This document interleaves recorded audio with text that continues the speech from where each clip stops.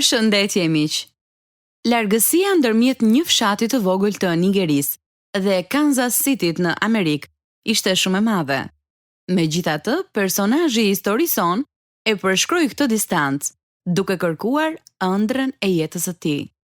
Kjo largësi nuk ishte asgjë në krahasim me rënien e tij nga hiri, por vetë jeta e tij ndryshoi nga njëri me shpresa dhe dëshira të mëdha në një njeri që në të ardhmen do të ishte në kërkim të vdekjes.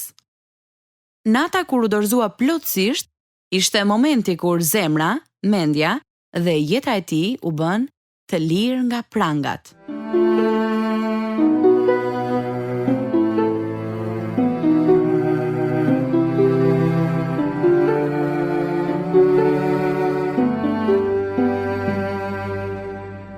Të ndriçojmë errësirën me histori të vërteta njerëzore që shpallin lajmin e mirë të dashurisë së Perëndisë. Po ndiqni Të lirë nga prangat, dramatizuar dhe prodhuar në Chicago nga Pacific Garden Mission dhe sjell në gjuhën shqipe nga Radio 7. Jeta është shumë e vështirë për të pastrehet dhe shpesh ata nuk duan të jetojnë më. Kjo është arsyeja pse Pacific Garden Mission ka qenë një streh për ta që nga viti 1877. Njerëz që jetojnë në mjerim gjejnë përsëri shpresën, marrin mirësi, ushqim dhe strehim, madje edhe kujdes shëndetësor dentar, gjithçka falas. Askush nuk e di më mirë se sa personazhi i historisë son, se sa i rëndësishëm është lajmi i mirë për një person që ka humbur shpresën, dhe se sa i pabesueshëm është transformimi që Perëndia mund të sjellë në jetën e çdo njeriu. Sot për transmetim në gjuhën shqipe programi numër 19 i serisë Të lirë nga prangat, program që ju bën të përballeni me veten dhe të mendoni.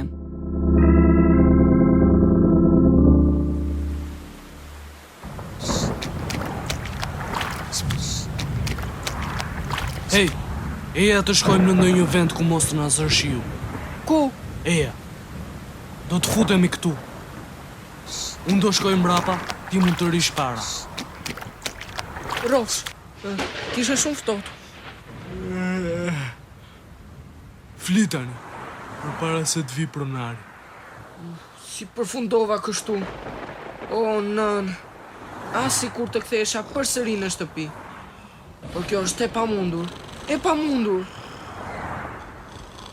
Perëndi, nëse ekziston, të lutem merre jetën time sonte.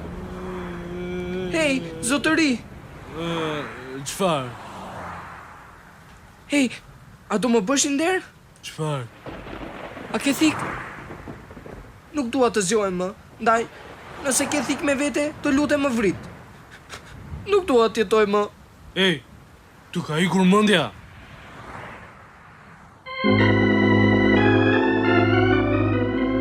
Çfarë mund ta shtyjë një njeri të kërkojë diçka të tillë?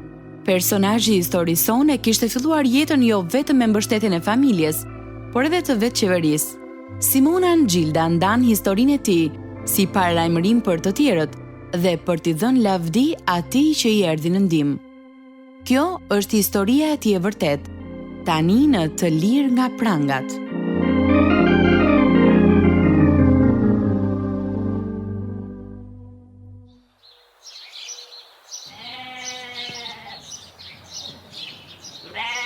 A i numërove të gjitha?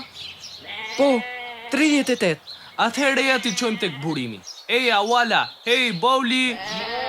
Mos janë ndaj sytë, Simon. A i është dashi çmendur që i qonë të tjerët aty ku s'duhet. Vazhdo t'i thrasësh.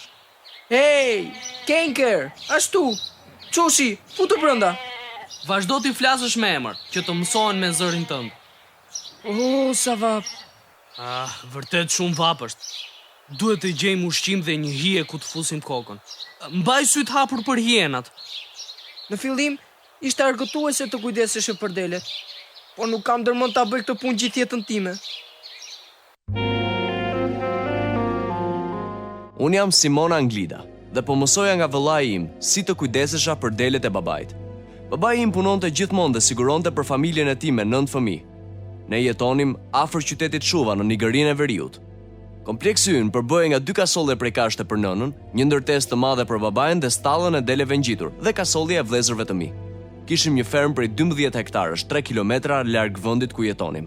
Në mbrëmje i kalonim delet mes dhomës së gjumit të babait e pastaj në stall. A janë të gjitha aty? Po, baba, plot 38. Mirë atëherë, kyçe derën. Shko të flesh, Simon. Nesër duhet të vish në fermë që të më ndihmosh. Po shkolla, baba? Lëre fare shkollën. Aty jashtë ka diçka që po i vjen vërtet deleve. Have derën. Unë nuk po shoh asgjë. Qetësohuni. Asgjë e keqe nuk do t'ju ndodh. Mulda, Dezu, Managu, qetësohuni. Tire vëllajnë që të gjejmë se ku është. Duhet të jetë ndonjë ujë.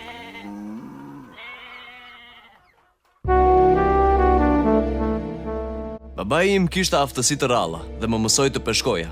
Të shkoja për gjuhëti dhe të mbjetoja, por ishte një njeri krenar dhe kokfort. Ne duhet i bindeshim për çdo gjë, qofte mirë apo e keqe. Nëse ankoheshim na rrihte me shartë të ndosur. Këtë gjë e kuptova një ditë kur shkova në shkollë në vend që ta ndihmoja në fermë. Je në telash të madh, Simon. Nuk dua t'ja di fare. Jam lodhur duke nxjerr delet nga gropat. Shikoj duart e mia. Kan kaq shumë kallo sa që mezi i lëviz. Kam nevojë për pushim. Do ta gjesh pushimin, mos ki merak. Ja ku po vjen me thupër. Simon, eja këtu. Kur? Ti nuk do të hash në shtëpinë time sonte nëse nuk vjen këtu. Tani! Simon, ktheu të thash.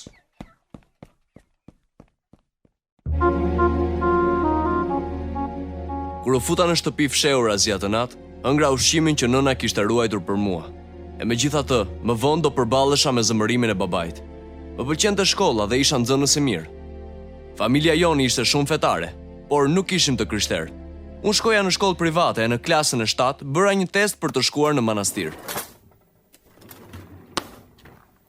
Unë isha një nga 5 personat që morën testin. Nuk dua që ti të shkosh në manastir, Simon. E pse jo? Unë dua nipa dhe mbesa nga gjithë fëmijët e mi. Dëshira ime është që ti të martohesh me një vajzë nga fisi ynë. Por unë dua të jem një udhëheqës shpirtëror për njerëzit, o nën. Nëse dëshiron ta bëj këtë Meri, lëre të shkoj. Simon, tu kujtohet kushuriri yt James? Ai shkoi në shkollën e priftërinjve dhe nuk ruajti standarde duke turpëruar familjen e tij dhe kishën. A je i sigurt që do të jesh më i fortë se ai? Babai im vdiq nga një atak kardiak e më vonë do të më mungonte udhëheqja dhe dashuria e tij. Nuk mund të shkonim për të bërë notë apo për të zënë peshq. E braktisa idenë për të shkuar në shkollën e priftërinjve dhe shkova në një shkollë tjetër që ishte 320 kilometra larg. Kur isha atje, lexova Biblën për herë të parë, por nuk e kuptova. U diplomova dhe dëshiroja të shkoja në kolegj në Australi, por familja nuk më lejonte. Kështu që gjeta një punë si infermier në Ministrinë Shëndetësore të Lagos, kryeqytetin ton. Më pas, pata një mundësi më të mirë. Simon, çfarë bën këtu? Kam marrë bursë nën, do shkoj në Amerikë. Amerikë? Po si?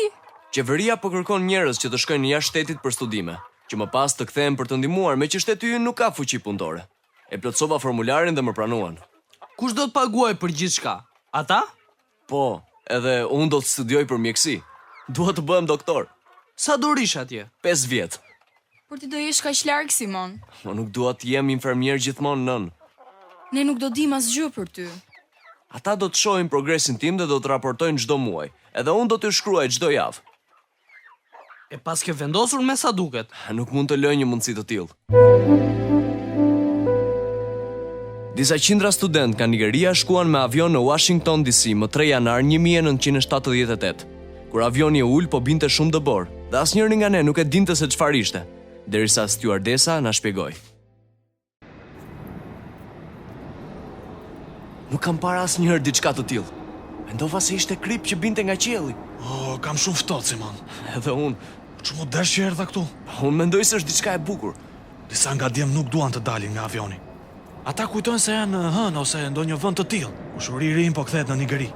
Unë jo, kam ardhur këtu të studioj, ftohtë ose jo.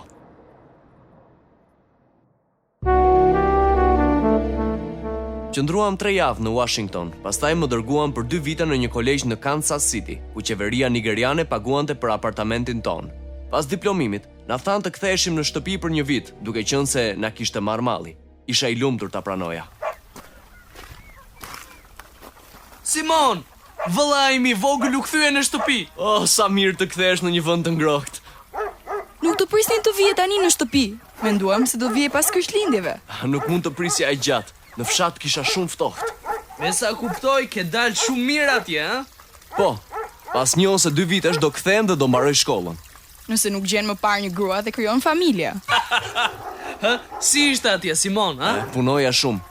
Shumë nga ne ishim të stëmur gjatë gjithë kohës. Megjithatë ne qëndronim bashkë gjithmonë dhe ndihmonim njëri tjetrin kur bënim pazar, për veshje, për ushqim, për të gjitha. Nuk pas keni bërë qejf? Luanim futboll dhe bënim festa. Eja të festojmë edhe tani. Po shkoj të marr birre dhe po therr viçin e majm. Ju të tjerët shkoni t'i thoni të tjerëve se Simoni u kthye. Të nesërme në mëngjes, 500 të ftuar ishin mbledhur në një festë të madhe për të më uruar mirëseardhjen. Festuam për 1 javë dhe pastaj u ktheva në punë në Ministrinë e Shëndetësisë. Shefi më merrte shpesh dhe shkonim në një klub privat ku takohesha me vajza të bukura që I dërgoja atij. Dilja me shumë vajza dhe dehesha shpesh. Por familja gjeti një vajzë nga fisi ynë me mbledhëri, kështu që u fejova ndërkohë që kisha vendosur të kthehesha në Shtetet e Bashkuara 3 vite më vonë. Pse po kthehesh atje bir? Më duhet të përfundoj atë që kam nisur, nën. Po ti ke një punë të mirë tani. Nuk dua të shpërndaj ilaçe gjithë jetën. Nëse diplomohem për farmaci, do eci në jetë. Më kanë thënë 3 vite të tjera që të përfundoj shkollën. Unë kur nuk do të shoh më. Kur? O nën, pse flet kështu? Unë do të kthehem sapo të diplomohem. Simon, unë do të kem vdekur kur të kthehesh ti. Ndaj, ja kalofsh mirë dhe kujdesu për veten.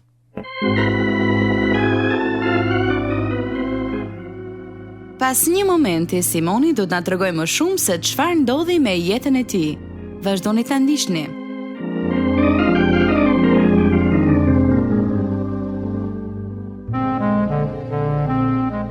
Nëse do ta kisha ditur se sa profetike ishin fjalët e saj, dhe se çdo të më ndodhte në të ardhmen, do kisha vepruar ndryshe. Por këtë gjë e kuptova tepër vonë. Aplikova në Universitetin Shtetëror të Kansas City, dhe pse ata merrnin vetëm 1% të studentëve të huaj që studionin për farmaci. Nuk më pranuan dhe humba shpresat. Shumë shpejt, rash në depresion sepse isha shumë larg ëndrave të mia. Në atë kohë jetoja në një dhomë të rimorkuar, ku ndaja shpenzimet me një shok dhome. Hey, Simon, çfarë po bën këtu or burr? Nuk e duroj dot tymin e cigares. Ti thjesht duhet ta fillosh veduanin dhe kaq. Jo. Nuk kam para për të pirë qoftë edhe një gotë, lëre pastaj të filloj duhanin. Po, sa ke që ushtria ka marrë kontrollin e vendit tonë dhe nuk kemi më para. Nuk e di se si do t'ja dal. Nëse gjen punë, ja del me siguri. Ja, provoj këtë. Si ta thithësh këtë gjë? Unë nuk jetoj dot pa duanin tim. Për shkak të gjendjes së keqe, fillova të pija alkool dhe duhan, në vend që të shkoja në shkollë. E dashura më sugjeroi të ktheheshim në Kansas City, ku festonim, pinim dhe flinim sa ndej këndej, shumicën e kohës pa ndjenja. Pas 8 muajve së bashku, xhelozia dhe mosbesimi bëri që të ndaheshim. U mendova të shkoja në kish, por gjërat nuk ishin si në vendin tim, ndaj nuk shkova më. Më në fund gjeta punë në një farmaci me rrogë minimale, ndërsa jeta vazhdonte të ishte e vështirë. Pastaj u takova me Linet.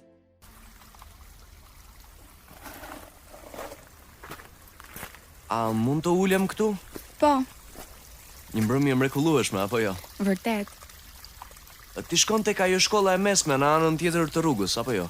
Po, jam në vit të fundit. Unë quhem Simona Anglida. Po ti si quhesh? Linet. A ke të dashur, Linet? E kisha për më la. Prandaj po rrie shosha Torvanin teksa uji lëviz lart e poshtë.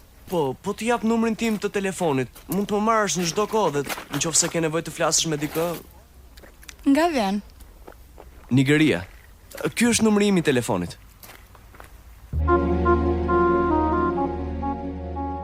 Ajo më lejoi ta çoja në shtëpi me makinën time dhe 3 ditë më vonë më mori në telefon për të më falenderuar. 3 javët në vazhdim, shkuam pothuajse çdo natë në disko. Nëna mendon se je shumë I sjellshëm. Atëherë ajo më pëlqen. Po, deri tani. Në vendin tim, familja zgjedh se me kë do të martohesh. Jam e lumtur që nuk jetoj atje. Çfarë tjetër është ndryshe? E po, prindrit nuk jetojnë në të njëjtën dhomë kur lindin fëmijët, secili prej tyre ka dhomën e vet. Kjo nuk më pëlqen. Në Nigeri është një mallkim nëse një burrë dhe një grua tregojnë dashurinë për njëri tjetrin, puthjet nuk lejohen përpara fëmijëve. Kjo që ka vërtet e çuditshme. Unë asnjëherë nuk I kam parë prindrit të grinden. Nëse ata fillojnë të grinden, na largojnë ne fëmijët dhe kur ktheheshim, të gjithë ishim të qeshur e të lumtur. Simon, më pëlqen kjo. Nëse jetojmë bashk, më premto se nuk do zihesh me mua. Pas një muaji filluam të jetonim bashk. Jetuam për shumë vite para se të martoheshim e kështu u bëm me një djalë, Simonin e vogël. Sa shumë e doja djalin tim. Punoja gjatë gjithë kohës për të plotësuar kërkesat e punës, ndonse paguasha me rrogë minimale. Linet bënte punë të ndryshme. Sa merrte çekun e parë, pastaj largohej. Na ndërpren gazin sot. O, nuk mund ta duroj më këtë gjendje. As mua nuk më pëlqen. Në fillim drita, tani gazi, sa para kemi në bank? Llogaria është bosh. Po unë sa po mora rrogën. Dhe më duhet të paguaj faturën e dritave. Duhet bëjmë diçka, Linet. Po bëj 2 punë dhe përsëri nuk ja dalim dot. Në rregull, po shkoj të kërkoj një punë. Puna si shofer autobusi për fëmijët e shkollave e ndryshoi shumë. Ajo vinte në shtëpi vonë, nxiste grindje dhe ankoi për gjithçka. Pas 4 muajsh, mori djalin dhe shkoi në Dallas me një burrë që kishte njohur në punë. Nuk e përballoja dot faktin që nuk mund ta shihja djalin. Humba në alkool dhe në drogë, dhe më pas u bëra shpërndarës droge. Një natë kur udhtoja me një mikun tim në fugon, policia na rrethoi dhe miku im u largua me vrap me drogën. Unë qëndrova në fugon, me që rastësisht nuk kisha drogë, përveç faktit që isha I dehur.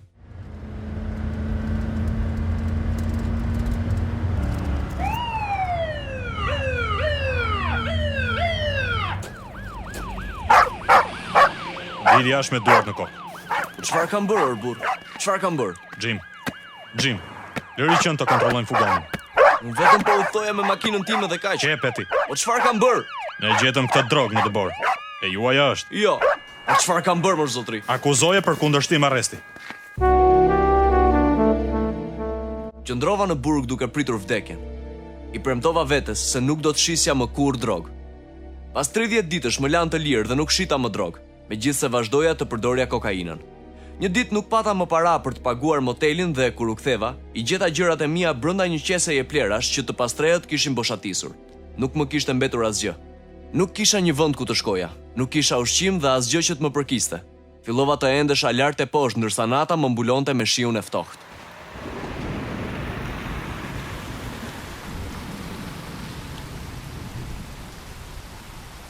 Doja të vdisja e t'i jepja fund mjerimit. Askush nga familja ime nuk e dinte sa poshtë kisha rënë. Gjithçka që doja ishte kurajo që të bëja një hap përpara, e të dilja ndonjë kamioni të madh. Teksa prisja momentin e dur, një burrë erdhi duke vrapuar e më tha të shkoja me të. Ai theu një dritare makine dhe u futëm brenda në makinë. Atë e zuri gjumi, këtë çast e zgjova dhe I thash të më vriste.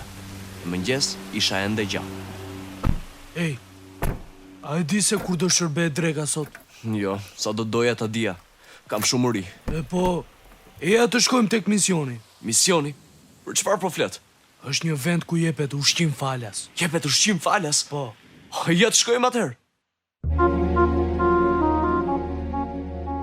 Kur arritëm te kamioni, dreka dhe takimi I kishës kishin mbaruar, kështu që ata na dhanë një drek më vete. Nuk e kisha iden se çfarë kishte dreka, por asgjë nuk më kishte shijuar aq shumë më parë. Ishte e diel, por shkova të kërkoja punë. Nuk gjeta, kështu që u ktheva në misionin për të ngrënë darkë. Në fillim shkuam tek takimi I mbrëmjes dhe kur nuk do ta haroja atë predikim. Kështu Jezusi shkoi në Samari dhe ul vetëm në pusin e Jakobit ato mesditë. Gruaja samaritane erdhi për të marrë ujë. Tani ne e dim se ajo ishte imorale, por ndryshe do të vinte më herët kur gratë e tjera merrnin ujë së bashku. Të dëbuarit shkonin vetëm në mesditë, që askush të mos I shqetësonte. Dhe Jezusi I kërkoi për të pirë, diçka që e habiti sepse hebrejt nuk I flisnin samaritanëve. Ky është Jezusi, ai I zgjati dorën mëkatarit, atij që ka arritur fundin. Ajo nuk e kërkonte Jezusin, ai po e kërkonte atë. Ai është I vetmi që interesohet në një kohë që askush nuk do t'ia di për këta njerëz. E kuptova këtë shkrim shumë mirë sepse kështu ishte kultura ime. Gratë e shthurura dëboheshin. Edhe unë nuk kisha më I mirë se ajo grua. Mëkati im ishte më i madh se i saj, sepse droga kishte shkatëruar parimet e mia dhe moralin tim. Zemra ime filloi të qajë ndërsa po dëgjoja. Tek vargu 10 Jezusi thot, po ta njihje ti dhuratën e Perëndis. A e dëgjuat? Dhurata e Perëndis. Ajo është e lirë dhe të gjithë mund ta kërkojmë. Perëndia dëshiron t'ju jap ujin e gjallë. Jezusi tha, kushdo që do të pi nga ky ujë nuk do të ketë më kurrë etje. Por uji që unë i jap do të bëhet në të burim uji që buron në jetën e përjetshme. Dhe gruaja tha, më jep të pi. Gjithçka që duhet të bëni është t'i kërkoni Perëndis t'ju jap për të pirë. Sot mund të jeni të lirë. Ka liri për ju, nëse dëshironi të jeni të lirë nga prangat, nga çdo gjë që ju mban larg dashurisë së Perëndis. Doja të jetoja, e doja këtë jetë të re që më ishte premtuar. Ndërsa të tjerët më çuan në dhomën e lutjes, më kujtua djali, dhe fillova me të vërtet t'i thërrisja Perëndis. Perëndi, ki mëshirë për mua dhe eja në jetën time. Kam nevojë që ti të marrësh kontrollin e jetës time dhe të më çlirosh. Dhe Zot më lejo ta shoh djalin. Dua të arris ashtu si më rritën dhe mua prindrit e mi me dashuri dhe disiplinë. Ata ishin gjithmonë aty për mua, Zot. Dhe unë dua ta ndihmoj djalin tim. Perëndi, ki mëshirë për mua. Simon, Perëndia i dëgjon lutjet tona. Kështu thot në Bibël. Tek Romakëve, kapitulli 3, vargu 10. Perëndia thot, siç është shkruar, nuk ka asnjë njeri të drejtë, as edhe një. Ti, unë, ne të gjithë jemi mëkatar, dhe ndërshkimi ynë është vdekja. Por Perëndia tregoi dashurinë e tij ndaj nesh kur ne ende ishim mëkatar. Krishti vdiq për ne. Simon, Perëndia i vendosi të gjitha mëkatet tona mbi Jezus Krishtin, dhe ai vdiq në vendin ton. Ndaj dhe gjithçka është paguar edhe për ty. Ti je i lirë nëse beson tek ai. Besoj. Atëherë Perëndia të fal. Por ai u bë mëkat për ne. Ai që nuk njihte mëkat, që ne të jemi drejtësia e Perëndis në të. Le të lutemi tani dhe ta ftojmë atë të jetë Zoti i jetës tënde. Kur e pranova Krishtin atë natë, për herë të parë në jetën time, ndihesha mirë që isha i gjallë. U regjistrova në programin e jetës së krishtere, një studim intensiv i Biblës që misioni ofronte. Dhe pas 8 muajsh, Perëndia ju përgjigj lutjes sime në mënyrë të mrekullueshme. Simon, ka ardhur dikush të takojë. Djali im! Babi! O Perëndi, faleminderit. Një grua e la tek dera dhe u largua. Mendoj se ishte nëna e tij. Sa shumë që ke rritur. 5 vjeç dhe shiko sa që ke zgjatur. Ne po të japim një dhomë vete, Simon, që të keni mundësi të njihni njëri tjetrin.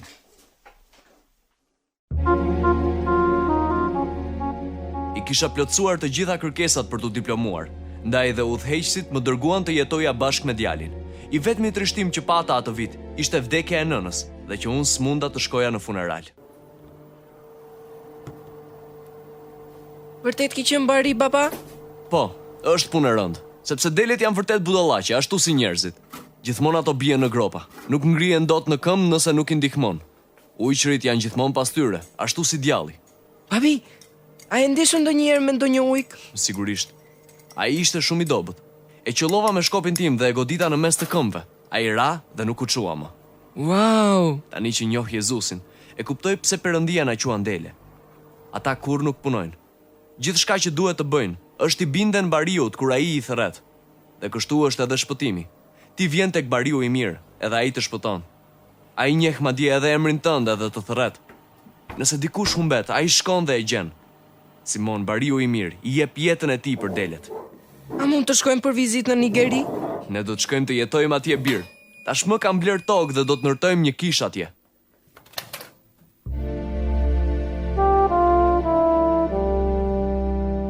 Perëndia i ndryshoi planet e mia. Tani jam kapelani i misionit ku shpëtova. Ata më ndihmuan të shkoj në kolegj biblik dhe jam zëvendës pastor i kishës. Asgjë nuk më jep gëzim më të madh se sa të dëgjoj që dikush ka pranuar Krishtin. Nuk ka rëndësi se si është jeta juaj tani. Perëndia mund t'ju çliroj. Perëndia e bëri shumë të qartë dhe të thjeshtë shpëtimin tek letra e Romakëve, kapitulli 10, vargjet 9 dhe 10. sepse po të rrëfesh me gojën tënde Zotin Jezus dhe të besosh në zemrën tënde se Perëndia e ringjalli prej së vdekurish, do të shpëtohesh, sepse me zemër njeriu beson në drejtësi dhe me gojë bëhet rrëfim për shpëtim. Miqtë e mi, ftojeni Jezusin në zemrën tuaj, ftojeni atë në jetën tuaj tani, kudo që të jeni, dhe njihni gëzimin e shpëtimit të Perëndisë. Nëse keni nevojë për ndihmë që të merrni këtë vendim jetë ndryshues, i lutem na shkruani në Radio 7, kutija postare 2914 Tiranë, ose me email në info@radiovis7.net. Apo ju ndihmojnë këto dëshmi të vërteta të njihni dashurinë e Perëndisë dhe se si punon ai në jetët e njerëzve? Ndajni gëzimin me miqtë tuaj dhe tregojini se si mund na dëgjojnë.